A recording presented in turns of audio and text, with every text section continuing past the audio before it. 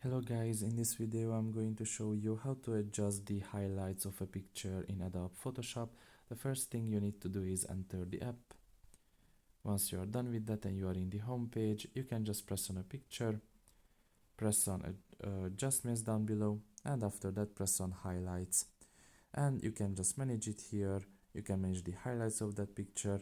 Now, depending on the picture, the highlights are going to be different. Some pictures don't have a lot of highlights, some do. In this specific example, there is not a lot of difference here, as you can see, but either way, you can do it with another picture.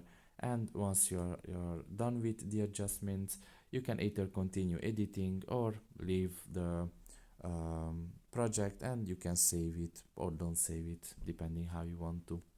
So that's pretty much it really. I hope this video was helpful to you. Thank you for listening and see you next time. Bye bye.